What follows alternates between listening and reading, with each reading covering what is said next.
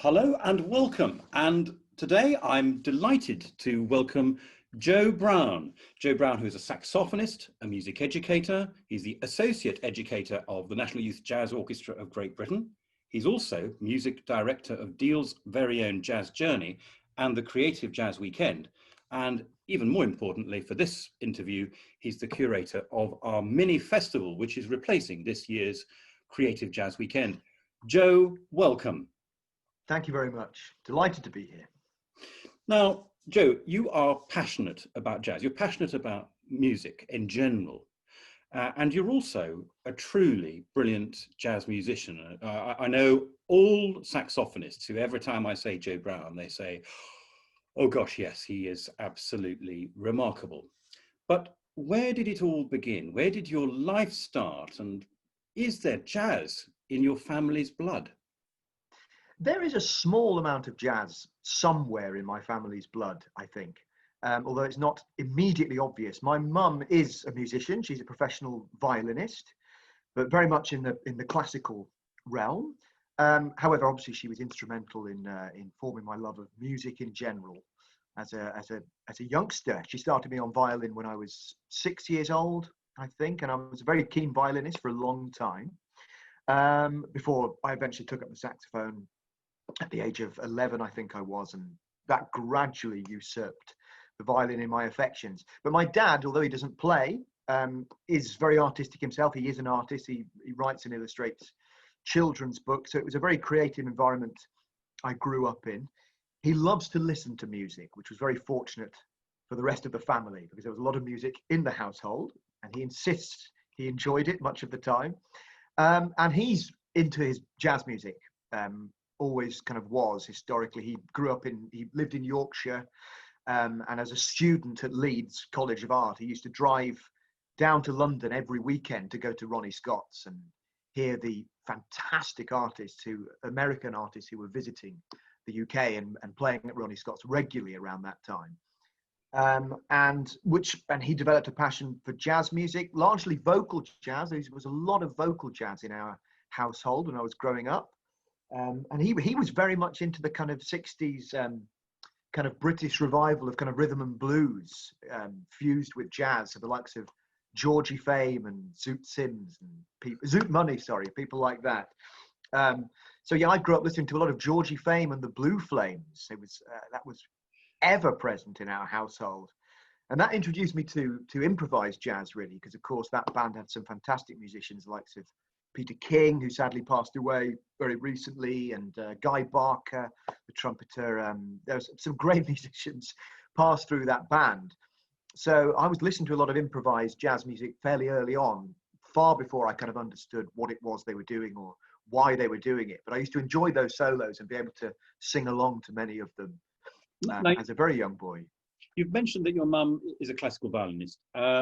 And was that because often it can be the case there's a classical member of the family, a member who loves that, and then one who loves jazz. Was there any conflict in this at home, or were they both equally interested in the same things?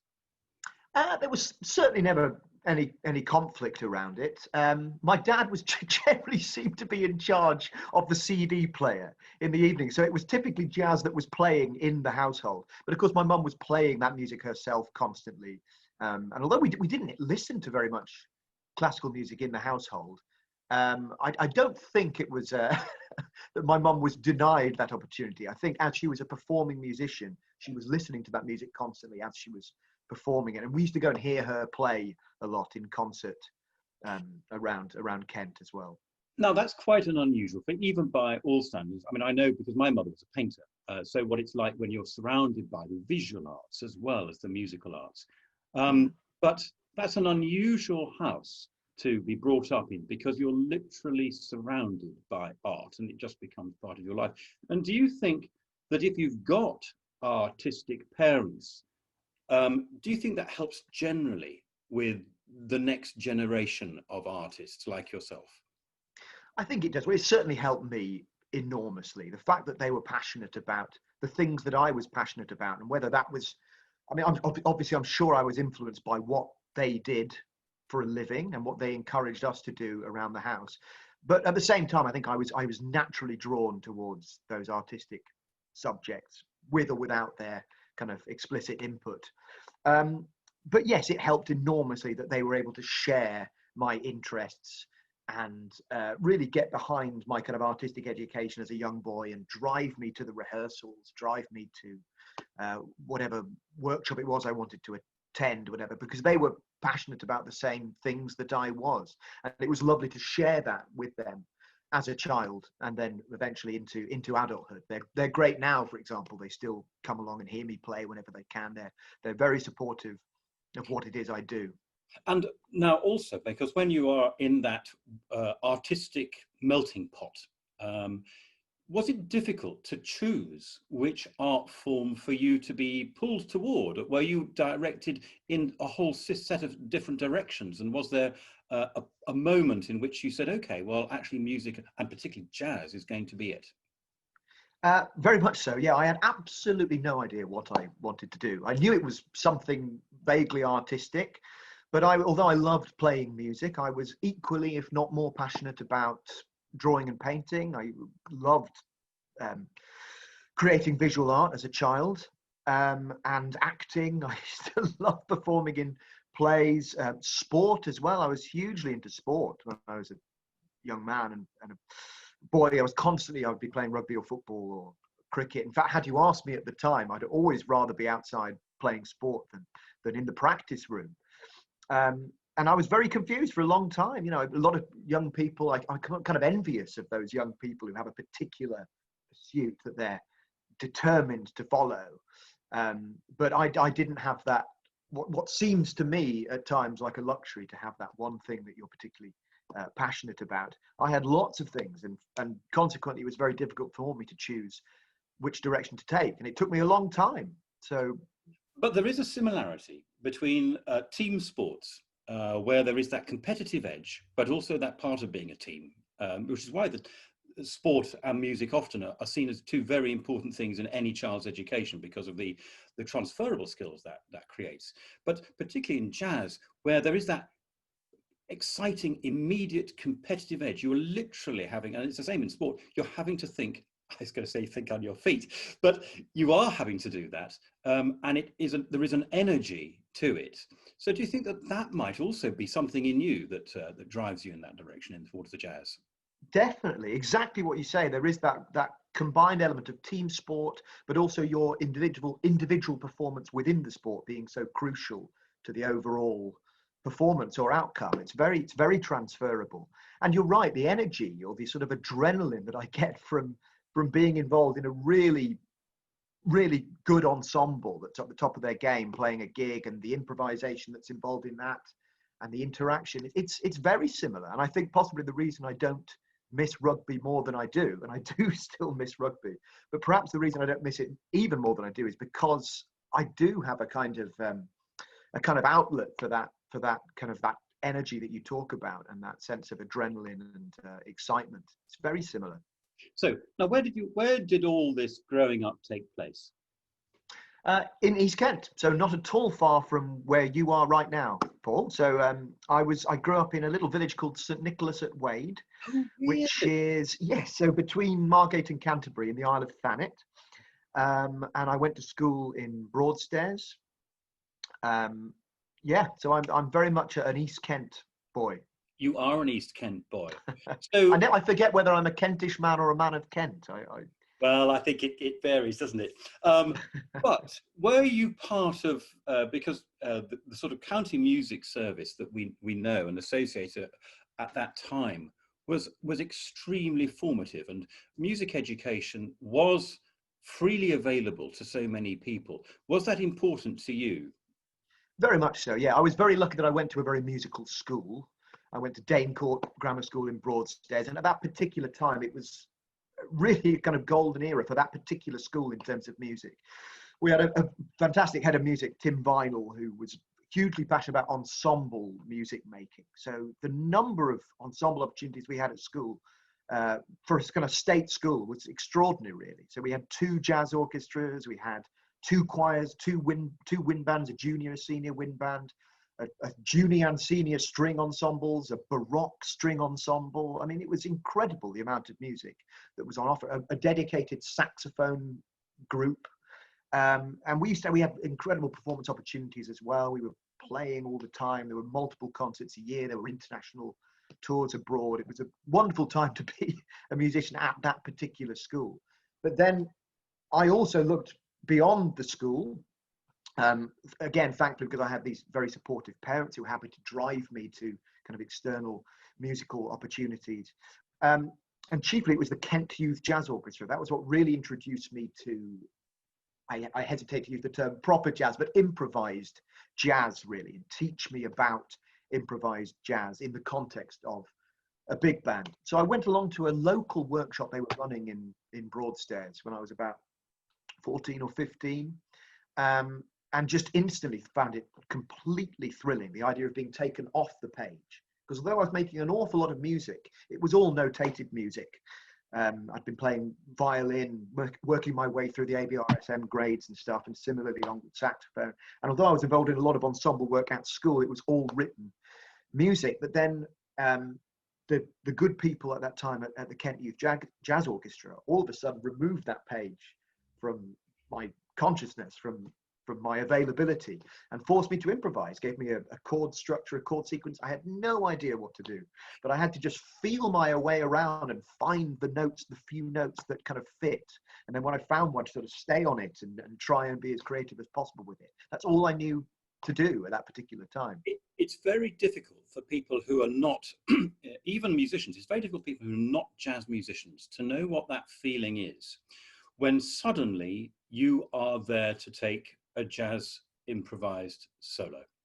Because you should describe the feeling, but it's not like anything else, is it? And what's it like perhaps in the initial stages when that happens? And what is it like now you are a professional musician? What does it feel like to be suddenly thinking on your feet in that way? I mean, it is as terrifying as it sounds, I suppose. I mean, I'm running all these. I mean, it's easy for me to stay in touch with that person that I was when I was first learned how to do it, because of course I'm teaching it so often now, and I'm often working with people who have never done it before. And interestingly enough, the hardest participants to conduct a jazz workshop, an improvisation workshop with, are those people who are very competent, either classical musicians or musicians who are used to reading notated music. It is very, very difficult to take them out of that situation where they feel relatively comfortable and then completely, completely disarm them in a sense by saying that, right, now you can do what you want. And because the options are so limitless, that's a terrifying thing. But I suppose it does become a little easier once you start to learn the language, like start to learn the repertoire, start to learn the vocabulary. Yes. At least you've got that to fall back on.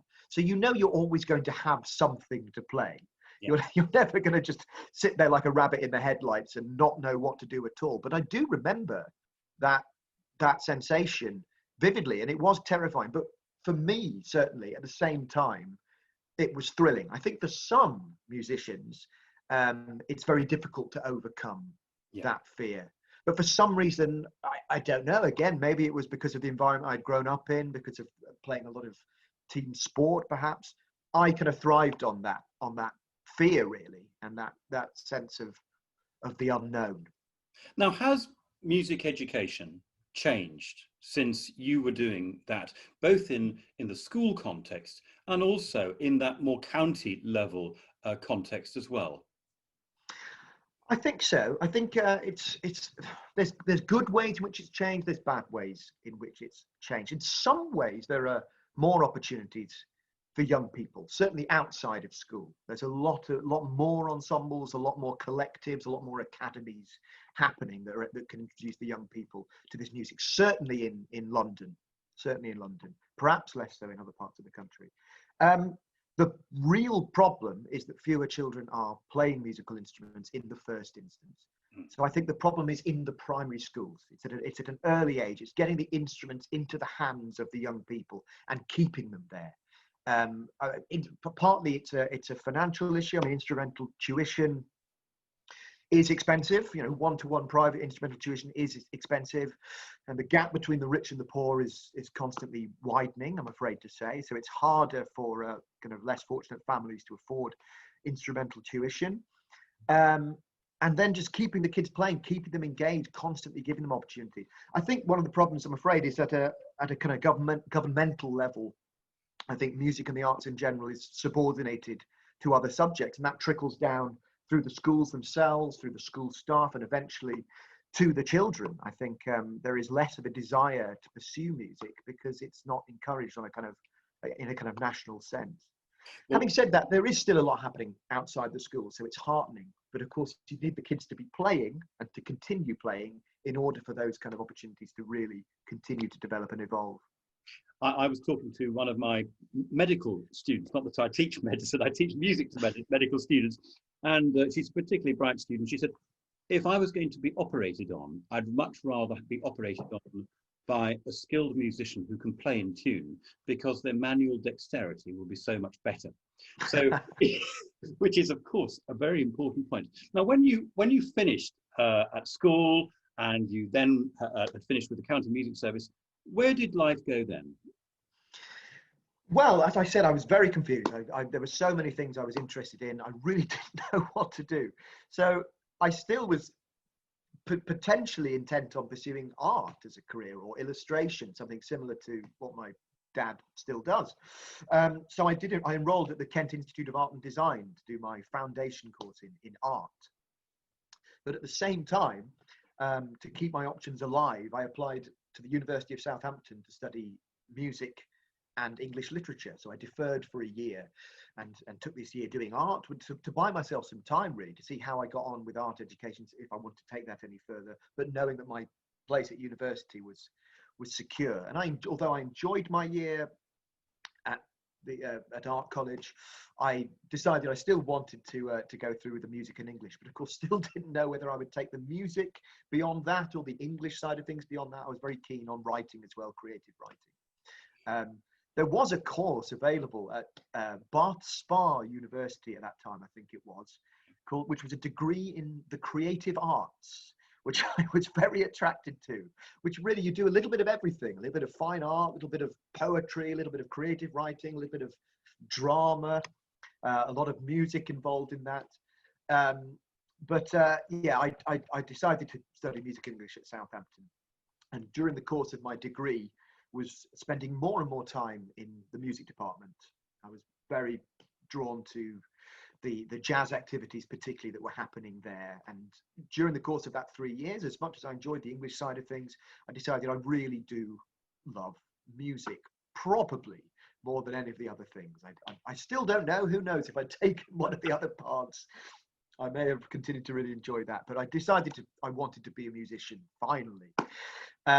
So then I studied postgraduate music. I went to Birmingham Conservatoire for a year, did their graduate diploma in jazz course, and applied for the Berklee scholarship as well. So Berklee College of Music in Boston, quite a renowned kind of contemporary music college, very known for jazz. So I was awarded a scholarship to there. So the year after I was at Birmingham, I went to Berklee and had a fantastic year there, really benefiting from the kind of world-class jazz education that they offer.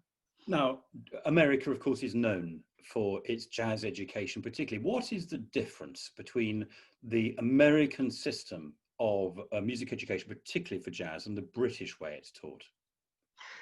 Well, I think the way that jazz is taught in the British colleges, certainly my experience of them, is fantastic. I think there's some really good stuff going on, really good opportunities for students of the music, and regular opportunities for them to play both in college and outside college, which is great. I think in America, or certainly at Berklee, I'm conscious that, of course, I'm talking about probably the largest contemporary music college in the world, certainly one of the wealthiest. So kind of the possibilities that were available to them are probably larger than, I suspect, than most English colleges. But the thing that really struck me about my year there was the variety of things that were available. So it wasn't just about playing. Playing was an enormous part of it, and there were an unbelievable number of ensembles that you could be part of. So, for example, I was in both the Miles Davis acoustic ensemble and the Miles Davis electric ensemble. There was an ECM ensemble that was dedicated to playing the music of ECM artists.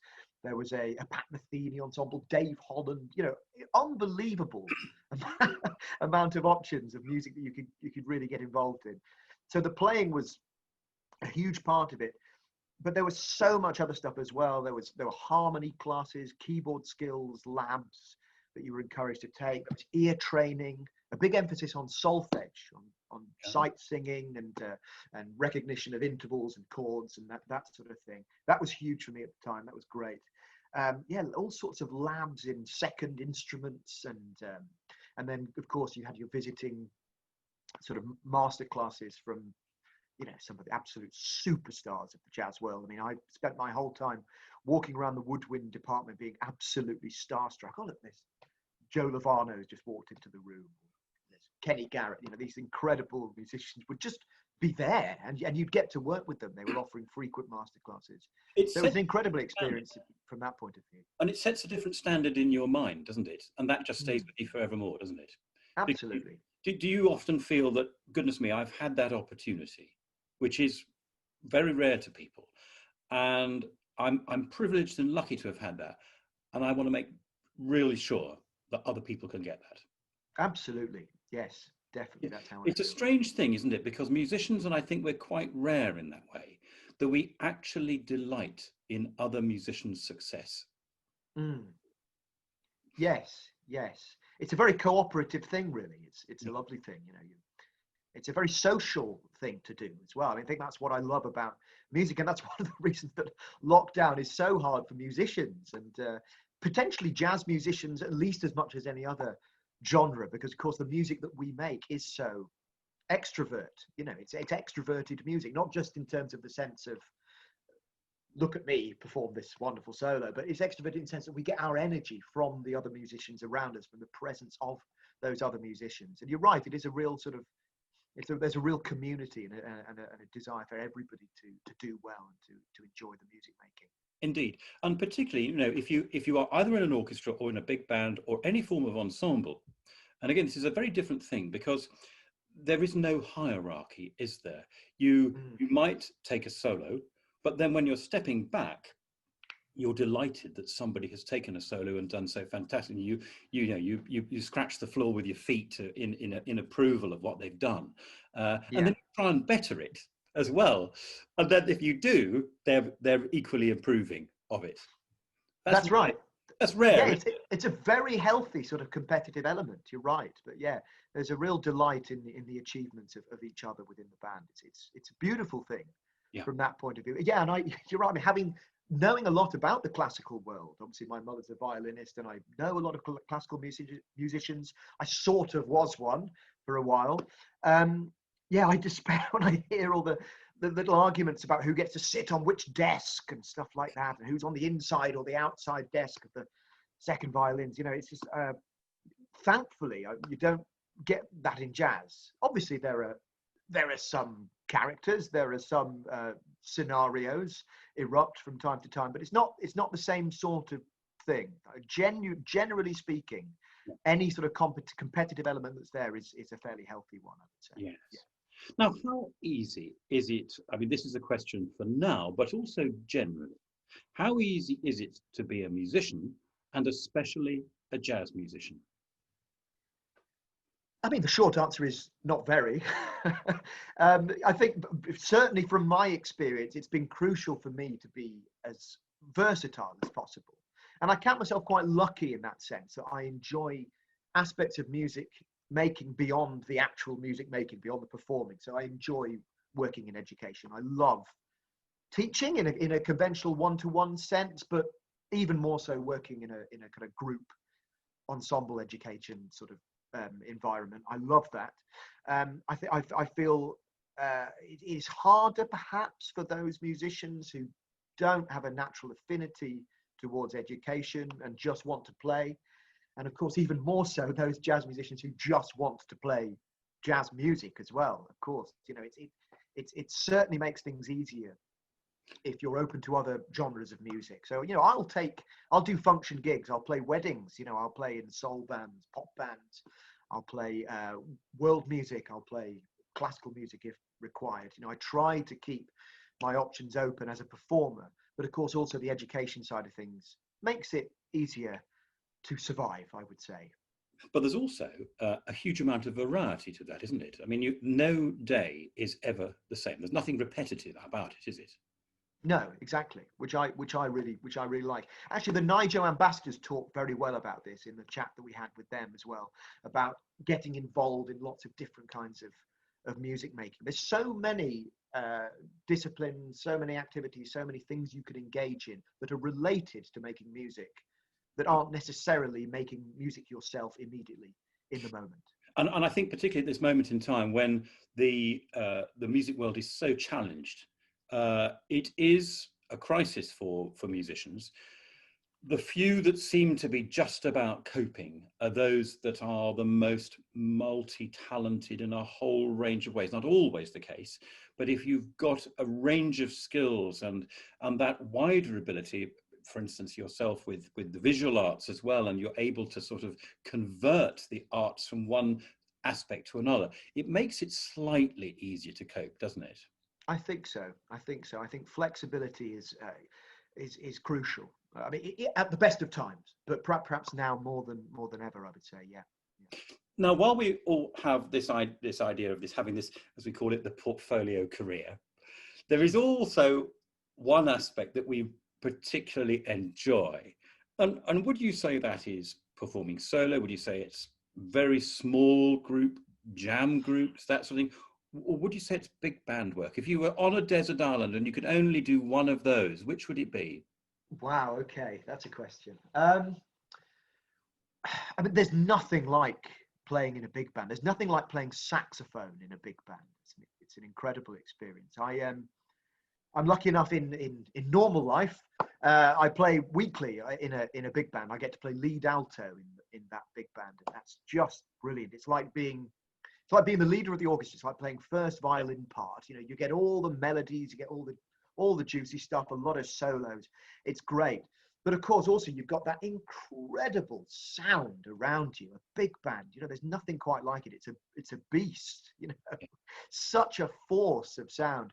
And actually, like when we were locked down before, my first experience of making music with other people again after that was in a big band. A friend of mine was just throwing together a kind of scratch big band and just getting together in a pub garden in Lewisham before the pub was open to the public, properly socially distanced. We all kind of arranged ourselves and just blew through a load of big band charts. And that was my first experience of making music with other people, with something other than just the tinny sound of my Jamie Aebersold backing tracks that I'd had after this long period of nothing. And it was just so cathartic. It was a therapeutic experience. It just reminded me, as if I needed reminding, of quite how much I loved making this music. So I owe a lot to big bands. I think it's an amazing thing. However, small group jazz playing is different, arguably more creative, more potential for kind of immediate creativity. You can control the direction in which the music moves. There's that intimacy of playing small group jazz, which I absolutely love. So I wouldn't give that up for the world. But if I was on a desert island, I'd appreciate the company of the big band as much I as anything else. suspect that might be the case. That's probably why you were drawn ultimately to music against the visual arts, which is quite a lonely existence, isn't it? Of course, solitary in that way. Now, alongside that, you are a passionate teacher and a passionate champion for music education. There are there are a lot of people, I think, of particularly our generation, who feel this passion. Not everybody has the gift. And those of us that see you in charge of a group of young people, or young and old, can see an energy which is catching and inspiring. What is it now like to be a music teacher and a champion of music education? And what do you have to do as part of that sort of life? Well, I really enjoy it, and I love the variety that's within it as well. So I still teach one-to-one, for example. I do one day in a school in Hackney. I teach saxophone, I teach violin to the young people there. And that's great. That's a very different experience from the majority of the education work that I do, which is working with groups, with ensembles, small and large. But I think it's really important to give back in that really direct sense, one-to-one. This is how you play the saxophone. This is how I would advise that you play the saxophone. And that's a really lovely relationship, that one-to-one thing. But for me personally, I really thrive from the kind of vibe of the group dynamic, particularly the creative work that I do in my workshops. So by that, I mean a lot of the work I do for some of the London orchestras and music colleges, Trinity Lab and the likes of these sorts of organizations, is creative music making with young people. So we come together potentially with a group of professional musicians from the orchestra that we're working with, or the organization that we're working with, and have a totally blank canvas, perhaps some sort of theme, like an initial stimulus, or an existing piece of music that we'll take as a starting point, and then create an entirely brand new piece of music over the course of whatever it is, a day, a weekend, or sometimes several weeks or months, to create something from new.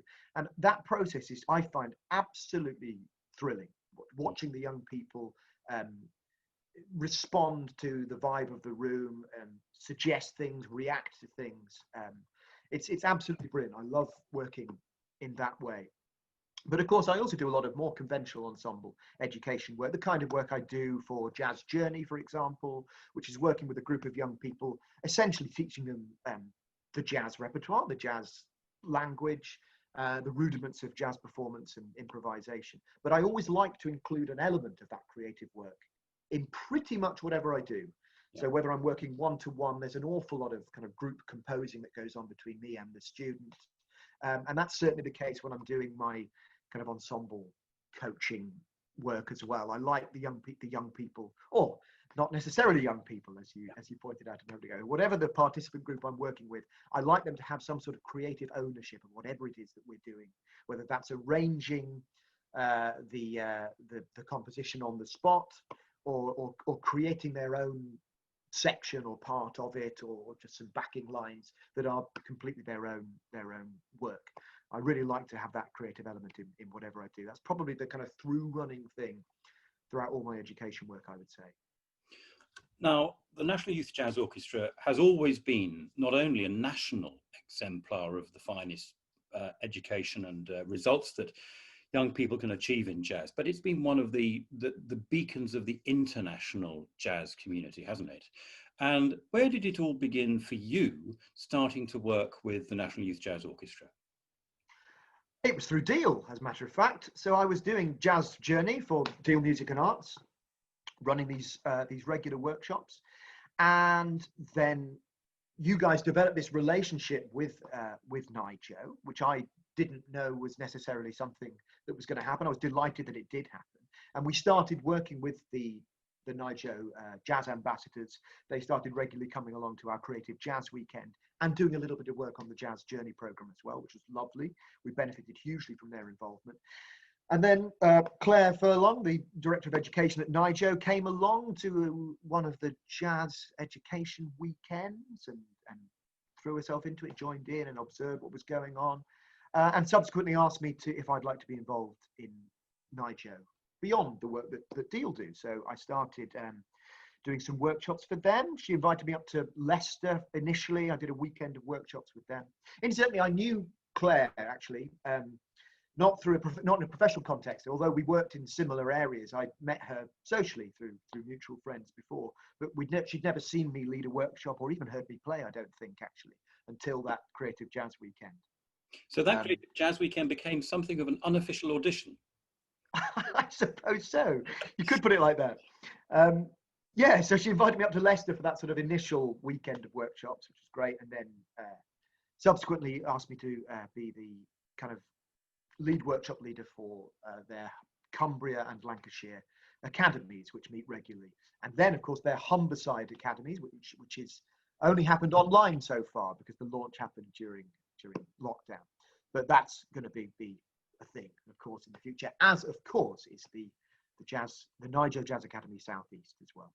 Indeed, but which we are, I can't tell you how proud we are. I have a passion for jazz, and at 14, I persuaded my mum to take me to the Nice Jazz Festival. I have a diary which has got all the autographs of the greats, including Zoot Sims, you mentioned, and Dizzy Gillespie, Right, Clark wow. Terry, and John Faddis, and a whole lot. It's my pension plan. So I love this world. I can't believe that it's happening. But tell us about, because it's a departure, isn't it? That this is a changing role for the National Youth Jazz Orchestra. Tell us a little bit about what the academies do, why they exist, and what you would also perhaps plan for the Academy Southeast when that starts next year. Yes, of course. So the NYJO academies are tremendous things. I mean, NYJO historically has been a London-based organisation, so their sort of flagship academy is in London and still is to this day. But in more recent times, they've recognised that the whole jazz education world, while there is some really good stuff happening, the majority of it is happening in London. You know, you've already got your Tomorrow's Warriors, you've got your NYJO Flagship Academy, there's the National Youth Jazz Collective, there's various, Julian Joseph runs a very successful academy in Hackney as well. So there's lots happening in London, and there's little pockets of stuff going on elsewhere as well, but nowhere near as much, obviously. So they felt it'd be great to spread the NYJO love, take it to different corners of the country, some of the perhaps more forgotten parts of the country when it comes to jazz education. So they've recognized these various parts of the country where there isn't a huge amount of jazz education going on, or where there certainly could be more. And they've set up these academies. So there's one in Wiltshire, Cumbria and Lancashire, as I mentioned, soon to be one in the southeast as well. And what these academies are, they're regular opportunities for young people, in the majority of cases, so school-aged children, to get together in the company of an associate educator like myself, and frequently members of NYJO as well. So the National Youth Jazz Orchestra ambassadors, there's usually one or two of those present at the academies, teaching the young people all aspects of jazz performance, ensemble skills, solo skills, improvisation, ear training, those sorts of things. And we typically come together once every half term, I believe. And then in the summer, something I've yet to experience, it was obviously wasn't able to happen this summer just gone, but the intention is it to be resumed next summer. All the academies come together in a mutual location, and they stay overnight, and they meet each other, they play together, they have workshops, they have jam sessions, they perform together as well. So it really is a fantastic thing for young people. It's a tremendous way of taking jazz beyond London to other parts of the country. And I think that is because we are having to redefine music education, arts education, in fact, and it is one of the ways in which the challenges of the past situation has enabled something really beneficial, because that did not exist before, did it? You might have occasionally had a county youth jazz orchestra performing alongside a sister county music county level jazz orchestra, but that would have been a rare occurrence. But this is a real coming together of the national forces, isn't it? Very much so, very much so. Yes, I mean, there's a lot of good work happening in schools. There's a lot of good work happening in music services nationwide. There's some fantastic music educators all over this country. But I think it's just a wonderful thing that NYJO are doing this, because obviously what they have, they've got an incredible hub of leaders and the young people themselves. I think that's what's crucial, is that these young ambassadors are traveling to these academies and getting involved as well. So the young people who are at these academies can see that this is not beyond them. There are young people making this music and sharing this music, even more importantly as well. I think it's a wonderful thing. Now, a slightly sort of potentially controversial question with a small p in political, but imagine you'd got the ear of, I don't know, the Minister for Education or the Secretary of State for Education. What would you say to them they need to make sure is important for music education, and what changes do you see, or developments do you think there should be? I think there needs to be more music happening at every every stage really, but particularly in the early stages. I think primary school, if you can get kids involved in this music young and encourage them to appreciate music, encourage them to enjoy music, I think that's really, really important. Not just think, oh, well, we need to have music happening. Let's have first access. Let's have 30 kids playing clarinets, together. It takes 15 minutes to put the clarinet together. They'll have 5 minutes to actually sort of play. Very little chance for genuine kind of development within that context, and little kind of monitoring of any kind of progression routes beyond that. That's the situation we largely have at the moment. I think getting more private and small group instrumental tuition happening at an early stage, and ensemble opportunities as well. I mean, you and I both know that the real joy of music is making it with other people in a meaningful way as well. I think that needs to happen as early as possible. And that's the only way that young children can get the bug. Also make musical instruments available to young people who otherwise wouldn't have access to them as well. I thought Daniel Hyam, one of the NYJO ambassadors, told a lovely story when we were doing the recording recently in Deal about how his music service, when he was young, had a scheme called Endangered Instruments or something like that, where they would either give or at least loan for free on a sort of long-term basis one of the instruments in the orchestra that they deemed to be endangered, i.e. not many young people were learning that particular instrument. So they gave him a trombone, essentially, or at least they sort of loaned it to him on a long-term basis. And the rest is history. He became this incredible trombonist who is now making brilliant music with NYJO and beyond, is well on the way to becoming a professional trombonist.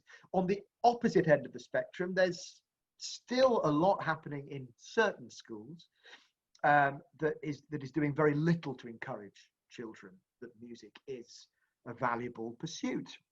I was working at a primary school recently in South London, and on a creative education project. And one of the first things we did was ask the children, because it was working with just the general year group, not necessarily dedicated kids who have instrumental tuition.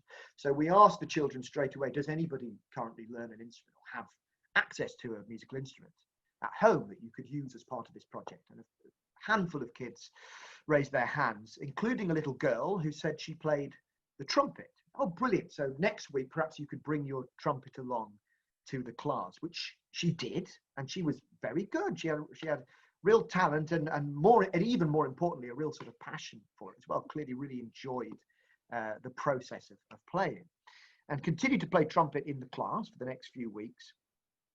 And then we found out through the class teacher or one of the members of staff, somebody involved in the project, that all of the children in year 4 play trumpet as part of their first access. So they're lent the trumpet for the duration of that year while they have whole class tuition on the instrument. And then they're expected to return it at the end of the year. Now, this little girl, a little naughty perhaps, hadn't returned her trumpet. She'd managed to slip through the net and not return the trumpet. I can only imagine, because she enjoyed playing the trumpet so much, her parents probably couldn't afford for her to continue having trumpet lessons beyond the free lessons that were available in year 4. So she kept the trumpet at home. So she still had a trumpet to be able to play at home. And then, of course, when we asked her if she could play, she was delighted to have an opportunity to express herself through the trumpet. When the school staff got wind of this, they withdrew the trumpet and banned her from being involved in the rest of the project. They punished her for having retained that trumpet at home. They punished her essentially for her desire to pursue music further. Talk about this one afterwards. It's a horrible story, really. I thought I'd put it in there to contrast with what happened to Daniel, which is the opposite end. Exactly. No, we do need to talk about this. Well, now this is also another big issue, because the internet and all of these things, which are, and at the moment, we are living via the internet, and we've probably got another 6 months of working by the internet until things start to change. The internet has opened up a whole lot of it is both a Pandora's box and also a beautiful thing, because it has so much out there. Where would you say would be, because people don't know necessarily about jazz, particularly young people, if they're not, you were blessed by having a family background where you were surrounded by it, and I bet you could ask your mum or your father, what about this and what about that, and they could tell you. Put a paintbrush in your hand and guide your hand in the right direction, or guide your bowing hand in the right direction, all of those sorts of things. More or less. Yes, but where would you say, for somebody who is interested in jazz, where should they go first to discover jazz a little bit more?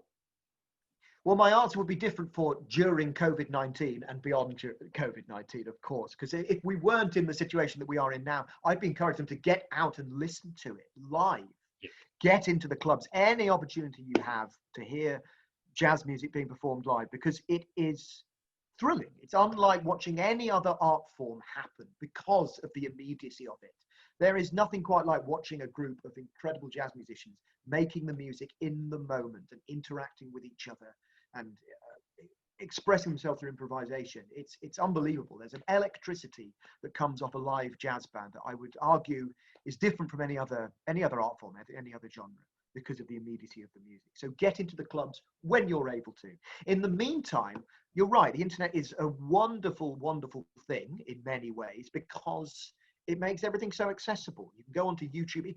If you've heard a track playing and you've a piece of jazz music and you've Shazammed it on your phone, so you've discovered who the artist is. I mean, what incredible Shazam alone! What an incredible thing that you can be in a shoe shop and hear a piece of music playing and then find out instantly who it is and then investigate more. So get on the internet, find out more about that artist, listen to their live recordings on YouTube, listen to the music itself, listen. Transcribe if you've got the time or the inclination, try and work out what it is that they are playing, try to recreate it. But above all, just listen to it and enjoy the music itself. It's all there. Because for all of this talk of academies and conservatoires and education opportunities, I mean, any jazz musician will tell you it's all there in the music itself. You know, Charlie Parker didn't attend the NYJO Academy. No. He listened and he worked it out from what he listened to. So listen to the music itself. But of course, there are online resources as well. I would strongly urge young musicians to check out the NYJO Virtual Academy, which is something they knocked up very quickly during lockdown. But it's brilliant. It's absolutely fantastic. There's so many recordings of the band playing, of other artists playing. There's sheet music, there's backing tracks. There's master classes from kind of visiting artists. There's this -1 feature where you can sort of omit the lead alto from the band and then play the lead alto part. So you're essentially playing as part of the band as well. It's brilliant. So yeah, do check out the NYJO Virtual Academy. I think I've got absolutely that right. Well, I too totally agree. I mean, again, another exemplar in what the very best is. Well. Joe, it is always a pleasure to talk to you. Thank you so much for not only sharing your words, and wise words they are too, but also for sharing your incredible talent, expertise and commitment. We're all hugely grateful. The world is better for musicians, particularly musicians like you. Joe? Thank you very much, Paul. Thank you. Joe, thank you so much. Thank you. See you soon.